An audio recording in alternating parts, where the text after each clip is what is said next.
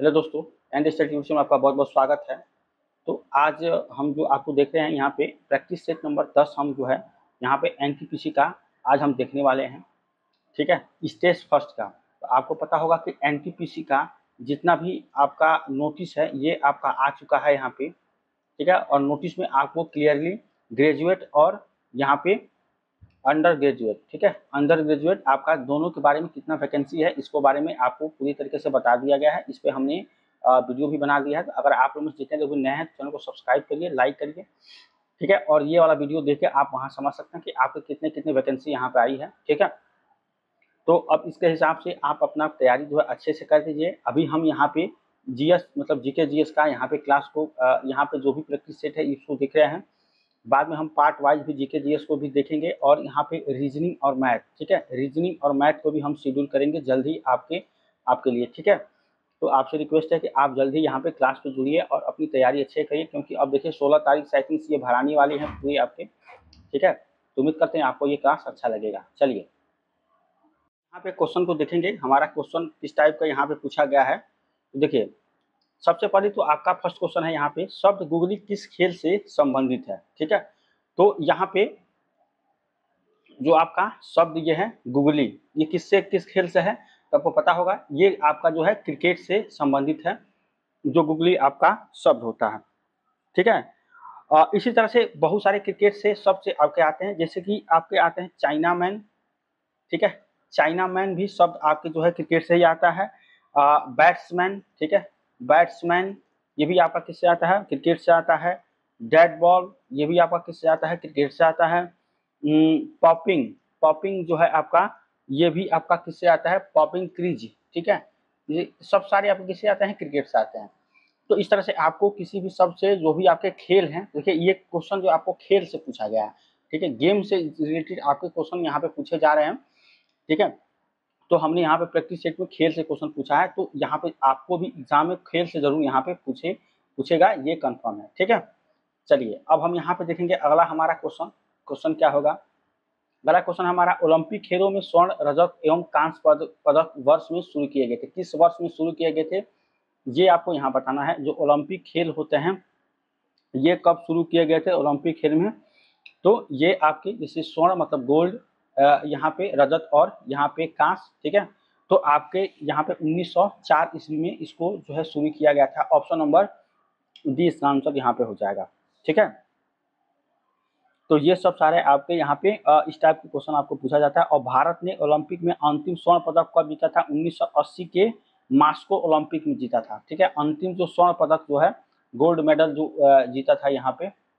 ठीक है, तो ये कब जीता था, यहाँ पे 1980 के दशक में। ठीक है, 1980 के दशक में, ये आपका इंडिया की बात हो रही है। ठीक है, तो इस तरह से आपको जो है ओलंपिक खेल से, अभी जो ओलंपिक खेल हुआ है पेरिस में हो रहा था। ठीक है, तो ये इस पे भी आपको जो है यहाँ पे क्वेश्चन जरूर पूछेगा, क्योंकि अब आपके फॉर्म फिलअप हो रहे हैं, एग्जाम होंगे तो जरूर आपको ये वाले ओलंपिक से आपको वहाँ पे पूछेगा। ठीक है, तो इसको भी आप याद रखिएगा। तो ये हमारा क्वेश्चन था। अगला क्वेश्चन देखिए, अगला क्वेश्चन है, भारतीय खाद्य सुरक्षा एवं मानक प्राधिकरण के मुख्यालय कहाँ पर है। ठीक है, तो आपको ये क्वेश्चन, भारतीय खाद्य सुरक्षा एवं मानक प्राधिकरण का मुख्यालय कहाँ स्थित है ये आपको यहाँ पे बतानी है। तो ये आपकी नई दिल्ली, ऑप्शन नंबर ए इसका आंसर हो जाएगा। नई दिल्ली में ये स्थित है भारतीय खाद्य सुरक्षा एवं मानक प्राधिकरण का मुख्यालय। समझ गए, तो ये सब सारा आपका यहाँ पे क्वेश्चन हो जाएगा। ऐसे मुख्यालय आपके अगर आप देखिए तो बहुत सारे आपके आते हैं। ठीक है, ये मुख्यालय पूछ रहा है, जैसे मान लीजिए केंद्रीय आपके भारतीय मौसम वेधशाला, ये कहाँ पे होता है। अगर बात करें कि भारतीय मौसम वेधशाला इसका कहाँ पे है, तो ये आपका पुणे। ठीक है, पुणे में है। उसके बाद से आपका यहाँ पे भारतीय सर्वेक्षण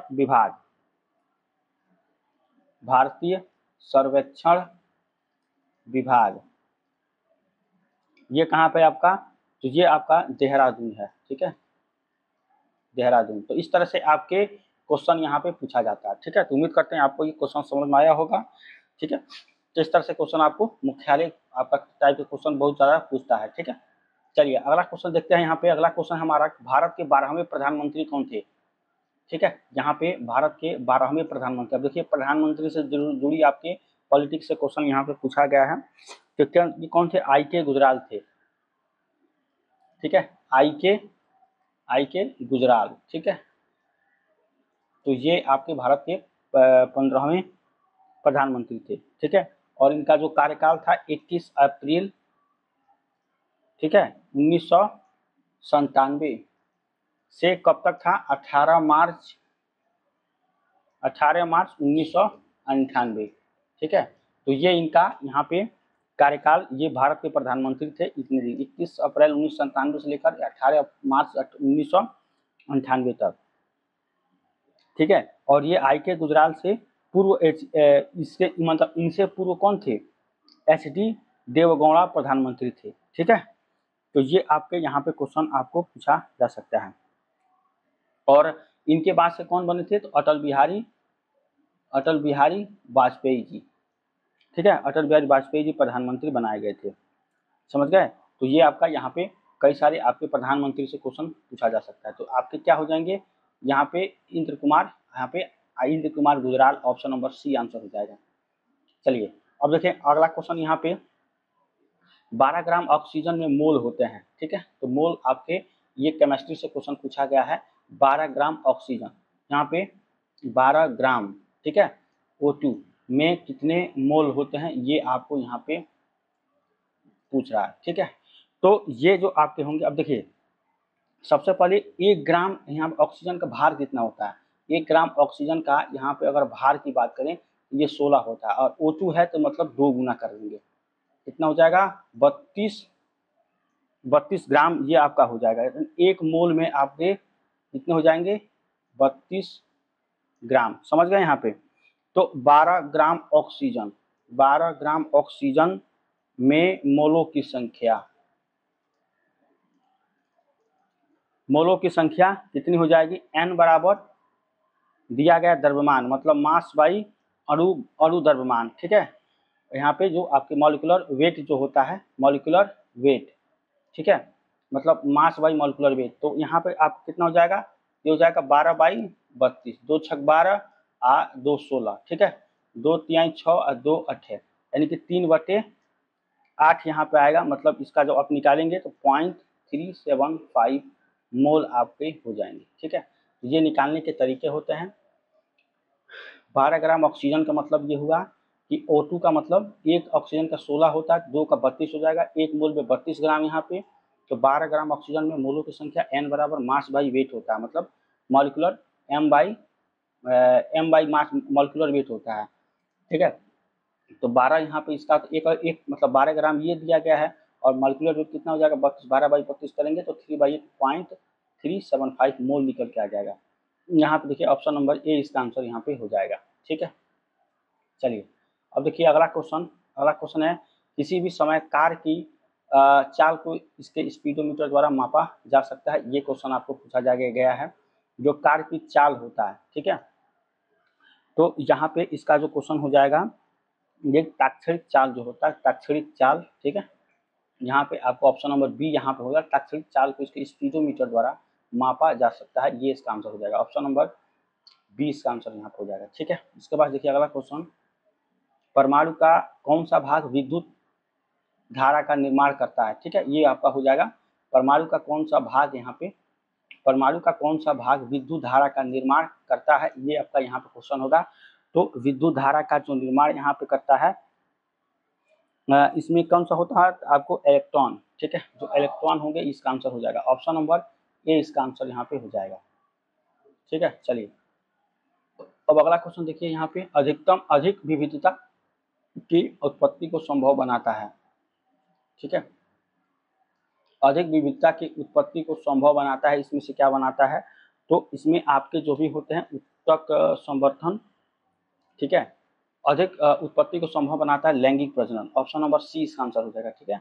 ये आपको बायो से क्वेश्चन था, बायोलॉजी से, ये काफी अच्छा क्वेश्चन था। लैंगिक प्रजनन इसका आंसर यहाँ पे हो जाएगा, ऑप्शन नंबर सी, ठीक है। चलिए अगला क्वेश्चन देखिए, समूह के पौधों को आमतौर पर यहाँ पे आमतौर पर शैवाल कहा जाता है। इसमें आपको बताना है कि इसमें से क्या आपका आंसर यहाँ पे हो जाएगा। तो थैलोफाइटा समूह के पौधों का, ठीक है, थैलोफाइटा, यहाँ पे ऑप्शन नंबर सी आंसर हो जाएगा, थैलोफाइटा समूह के पौधों को आमतौर पर शैवाल कहा जाता है। ठीक है, चलिए यहाँ पे अगला क्वेश्चन आपका, एक कार्बनिक यौगिक में एंजाइमों की क्रिया द्वारा होने वाला एक धीमा रासायनिक परिवर्तन जो छोटे अणु उत्पन्न करता है कहलाता है। ये आपका क्या कहलाता है, इसको आपको बताना है। एक कार्बनिक यौगिक का एंजाइमों की क्रिया द्वारा होने वाला एक धीमा रासायनिक परिवर्तन जो छोटे अणु उत्पन्न करता है, इसमें से क्या कहलाता है? तो इसको हम यहाँ पे बोलते हैं कीड़वन। ठीक है, यहाँ पे धीमा रासायनिक परिवर्तन अणु उत्पन्न करता है उसको क्या कहलाता है? कीड़वन उसको कहते हैं। ऑप्शन नंबर ए इसका आंसर यहाँ पे हो जाएगा। ठीक है, अब देखिए अगला क्वेश्चन, इतना मोल हाइड्रोजन परमाणु का द्रव्यमान कितना होगा? ठीक है, यहाँ पे देखिए फिर से आपको मोल वाला क्वेश्चन यहाँ पे पूछा गया है और काफी अच्छा क्वेश्चन है यहाँ पे कि यहाँ पे इतना मोल हाइड्रोजन परमाणु कितना हो जाएगा? 1 ग्राम यहाँ पे होता है। ठीक है, 0.6 हाइड्रोजन परमाणु का परमाणु कितना हो जाएगा? 0.6 ग्राम ही होगा यहाँ पे। ठीक है, जब भी आपको इतना मोल हाइड्रोजन परमाणु का द्रव्यमान कितना होगा? 0.6 ग्राम। ऑप्शन नंबर सी इसका आंसर यहाँ पे हो जाएगा। ठीक है, दाएं आलिंद और बाएं आलिंद के बीच स्थित दाएं अरिकुलम वेट्रिकुलर सेप्टम आलिंद नीले, इसको झिल्ली बोलते हैं। ठीक है, में मौजूद वाल्व को क्या कहते हैं? ठीक है, मतलब यहाँ पे देखिए दाएं आलिंद और बाएं आलिंद के बीच स्थित अरिकुलो वेट्रिकुलर सेप्टम जिसको कहते हैं, इसको आलिंद नीला झिल्ली भी बोलते हैं, कि मौजूद वाल्व को क्या कहते हैं, ये आपको यहाँ पे बतानी है। तो इसको क्या बोलते हैं? इसको त्रिकपर्दी वाल्व इसको बोला जाता है। ऑप्शन नंबर डी इसका आंसर हो जाएगा, त्रिकपर्दी वाल्व। ठीक है, चलिए अगला क्वेश्चन देखिए, वर्ष 2017 में प्रकाशित, देखिए ये पुराना क्वेश्चन है, इसको हम छोड़ देते हैं। अब हमको इसको नए तरीके से जो करंट अफेयर है उसको देखिए, शुक्राणु कहाँ बनते हैं? ठीक है, शुक्राणु कहाँ बनते हैं इसको आपको यहाँ बतानी है। तो शुक्राणु जो बनते हैं आपके, ये हमेशा वृषण में बनते हैं, वृषण में। ठीक है, वृषण में आपके शुक्राणु बनते हैं। और वृषण नर जनन ग्रंथियां है जो अंडाकार होती हैं। ये क्या होती हैं? नर जनन ग्रंथियां, जनन ग्रंथियां होती है, नर जनन ग्रंथियां होती हैं जो क्या बनाती हैं? जो अंडाकार होती हैं।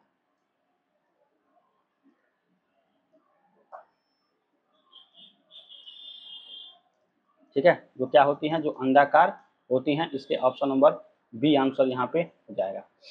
चलिए अगला क्वेश्चन देखिए, यहाँ पे ये देखिए क्वेश्चन कि आपको ये शीतकालीन ओलंपिक खेलों में आयोजित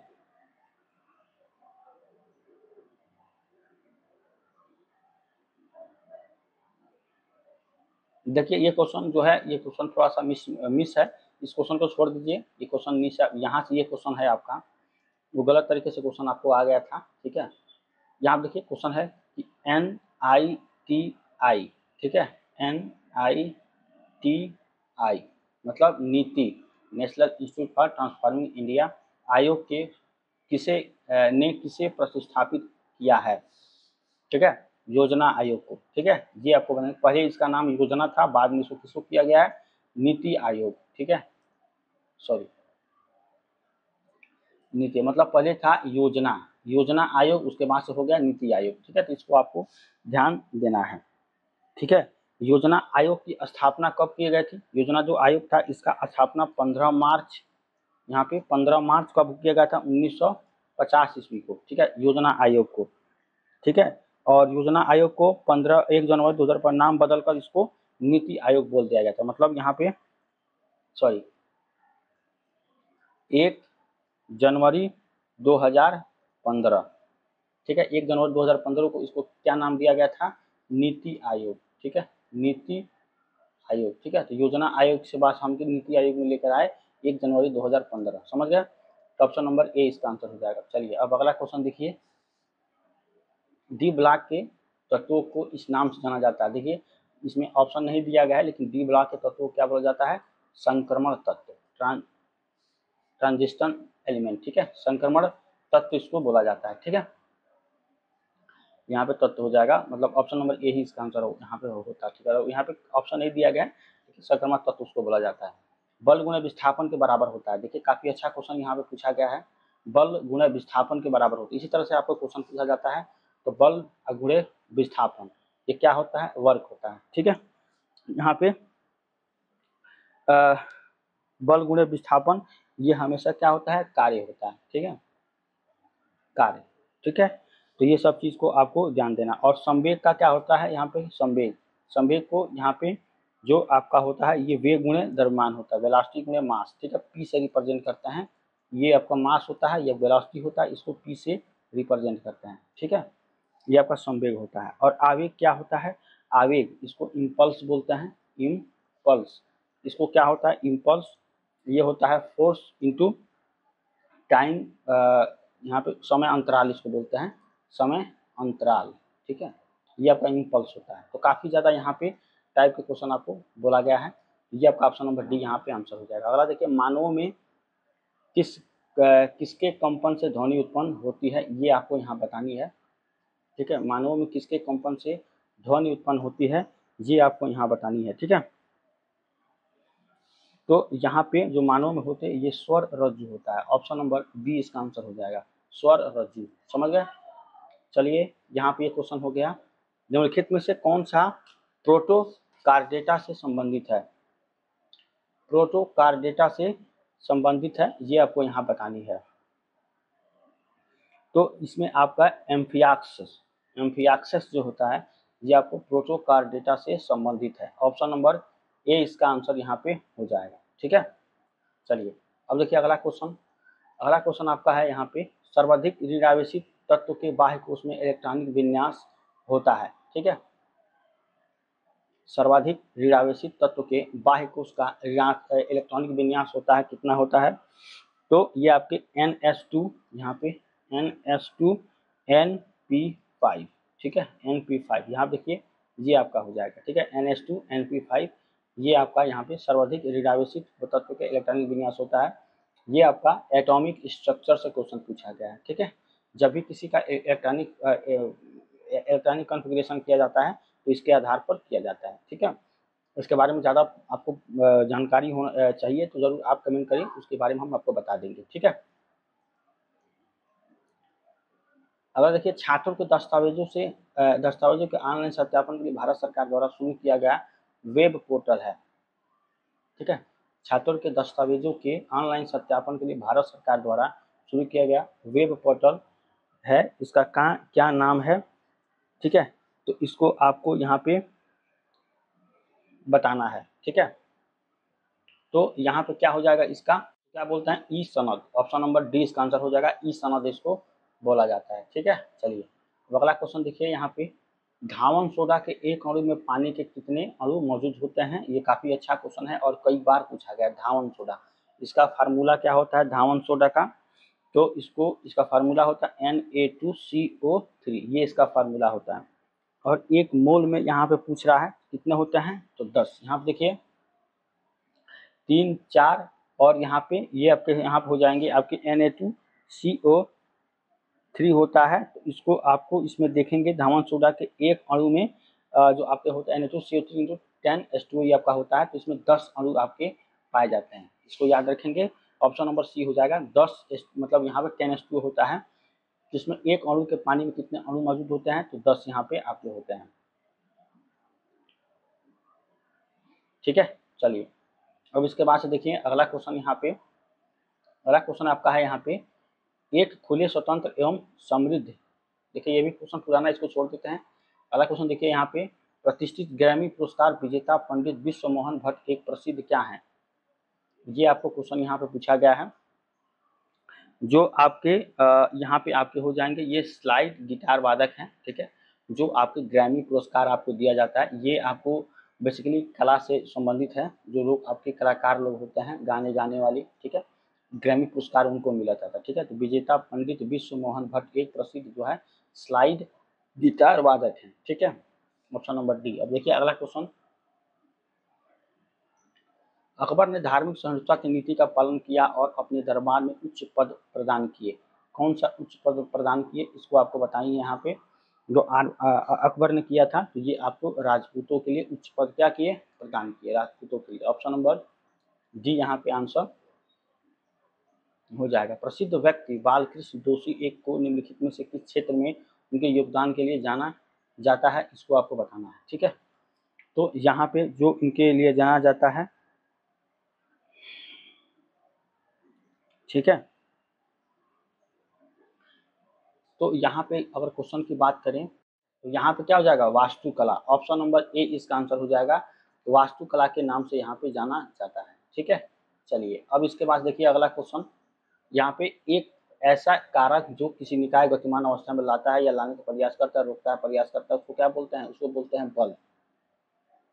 उसको बल यहाँ पे बोला जाता है। ठीक है, ऑप्शन नंबर सी इसका आंसर हो जाएगा, बल इसको बोला जाता है। ठीक है, फोर्स कितना होता है, मास इंटू एक्सीलरेशन यहाँ पे ये होता है। ठीक है, बल